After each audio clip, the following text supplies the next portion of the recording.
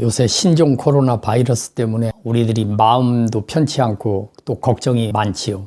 사실 감기 기운이 있다든지 또 독감이 걸린다든지 걱정을 안 할 수가 없지요. 혹시 이것이 신종 코로나 바이러스 아닌가 이런 생각을 할 수도 있고, 감기 몸살에 만약에 걸리면 그 과정에 검사하는데도 여러분들이 걱정이 많을 걸로 생각을 합니다. 보면은 감기에 뭐 약이 없다고 그러잖아요. 대증요법이라든지 무슨 요새 얘기 들어보니까 항바이러스 뭐 이러더라고요. 제가 혹시 여러분들한테 도움이 될까 싶어서 재작년 겨울에 제가 감기 때문에 고생을 했고 이제 이런저런 치료를 받아봤던 게 제 경험을 바탕으로 해서 소개를 해드릴까 합니다. 처음에 감기가 걸렸을 때 약국에 가서 한 이틀분 사다 먹었죠. 듣는 듯 하다 또 안 듣고 그래요. 그래서 한 4, 5일 후에 병원에 가서 주사를 맞고 처방을 받아서 약을 복용을 했어요. 근데 조금 효과가 있는 듯 하다가 어느 시간쯤 되니까 또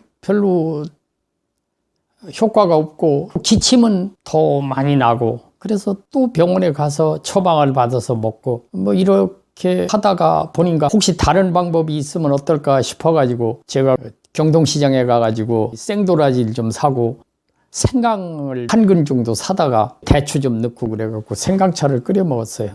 그래도 별 효과가 없어요. 기침이 자꾸 더 하면서 이게 아주 불편하더라고요. 그러다 보니까 이제 시간이 지나가지고 한 달이 넘어서 2달째로 접어들었어요. 낫지는 않고. 그래가지고 생각을 했어요. 해서 어떤 한의사한테 처방을 받아서 약을 먹게 되는데, 그때까지 잘 안 났던 정말 힘들고 어려웠던 그 감기가 약 처방을 가지고 낫게 됐어요. 한방적에서 보면은 사실 그 독감이나 일반 감기나 신종 코로나나 뭐 같은 감기 종류로 보잖아요. 유행성 감기냐 아니냐 이런 차이뿐이죠. 근데 실제 보통 독감이 아니라 하더라도 우리가 감기가 낫지 않으면요, 이렇게 쇠인다고 그러잖아요. 어느 시점쯤 되면은 이렇게 폐렴이나 이런 쪽으로 가가지고 고생하는 경우는 정말 많습니다. 특히 나이가 먹은 사람들은 독감 예방주사도 맞고 그러지 않습니까? 이게 아무튼 그 당시에 아마 한 달 반 이상 거의 2달 가까이 고생을 했어요. 그리고 나서 제가 이 감기를 이제 한약 처방으로 나왔는데, 이것은 이제 제 경우인가 여러분들께 참고로 소개를 해드릴게요. 길경, 관동화, 자완 이 세 가지는 12g씩이었어요. 그 다음에 반하, 해모, 피행인, 상백피, 맹문동 이거를 8g씩 했어요. 8g씩. 이 8g 이렇게 말씀드리는 거는 한 첩이에요. 그러니까 만약에 이거를 한 재료다가 해서 전체 약 재료가 얼마냐 그렇게 한다고 그러면은 20배로다 곱하면 되니까 12g씩 하면은 240g이고요. 한 재면은 8g씩이면 160g이에요. 그 다음에 갈근, 강활, 목활, 방풍, 진피, 소엽, 전호, 천궁, 뭐 지각 이래가지고 각 4g씩이요. 그러니까 한 재로 하면 80g 정도 되죠. 그 다음에 이것만 가지고는 뭐 했든지 그 처방전에 보니까 면역력 증강을 하기 위해서 지왕탕을 이렇게 넣더라고요. 그 육미지왕탕이 원래는 숙지황, 복령, 산약, 산수유, 목단피, 택사 뭐 이런 거예요. 그런데 이제 제가 소민 체질이 돼가지고 숙지황을 먹으면 소화가 안 돼서 먹질 못해요. 그러니까 숙지황 대신에 용안육을 넣었어요. 용안육, 복령, 산약, 산수유 이거를 한 1g씩 넣고, 그 다음에 목단피, 택사를 4g씩 이렇게 했어요. 박하엽하고 감초를 각 2g씩, 생강을 3쪽, 대추를 2개 정도, 팥뿌리 이렇게 넣었어요. 이거를 달여서 하루에 2번 혹은 3번 먹었더니 며칠 지나니까 이제 감기가 그 기침하던 거, 주로 기침하던 것이 전부 없어졌어요.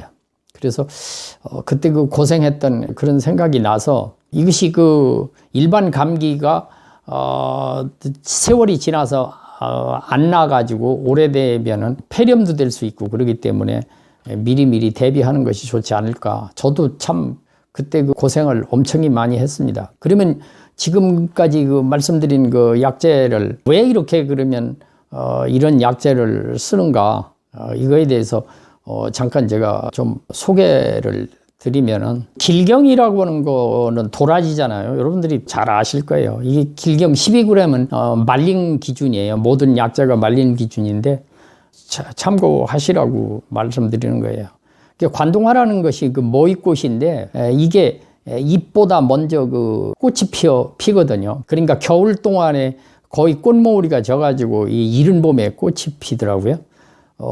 제가 중국 가서도 한번 본 일이 있는데, 이것이 어떤 데 쓰는 약재냐면은 폐라든지 기침, 그리고 기관지, 뭐 탈모, 비듬, 진해, 거담, 가래, 항암작용도 한다 그러죠. 이러고 자완이라는 게 있는데 그 개미쥐 뿌리인데 사포닌이라든지 시오논, 퀘르세틴이라는 이런 성분이 있다고 그래요. 이것이 항암에도 쓰는데 보통 이제 거담, 항균, 기침, 폐농양, 폐결핵성 기침이라든지 천식이라든지 이런 데 쓴다. 다만 이게 따뜻한 성질이 있어서 열이 많은 사람은 좀 뭐 부담이 될 수 있다, 이렇게 얘기를 하더라고요. 그 다음에 8g씩 들어가는 그 반화는 가래, 감기, 이런 결핵 이런 데 아주 효과가 있다고 그러죠. 근데 이거는 독이 있어가지고 반드시 법제를 해야 됩니다. 그 법제라는 게 생강물에다가 이렇게 해가지고 독을 좀 중화시키는 거죠. 그래야만이 좋다. 그러지 않으면 쓸 수가 없다, 이런 얘기입니다. 그 다음에 이제 폐모는 그 호흡기하고 기침해주로 쓰는 거고, 피행이는 살구씨인데 살구씨는 반드시 피가 있는 거를 써야 된다는 거예요. 요새 뭐 피부 미용에다가 쓰느라고 행인을 껍질 벗겨가지고 쓰는 것도 있는데 효과는 반드시 피가 있어야 된다. 그 다음에 상백피는 이제 뽕나무 뿌리 껍질이죠. 이것도 기침에 탁월한 효과가 있다. 면역력을 높이는 데도 효과가 있다. 그 다음 맹문동입니다. 맹문동이 겨울을 나는 거잖아요. 그러니까 이게 감기에 도움이 된다, 이런 얘기고.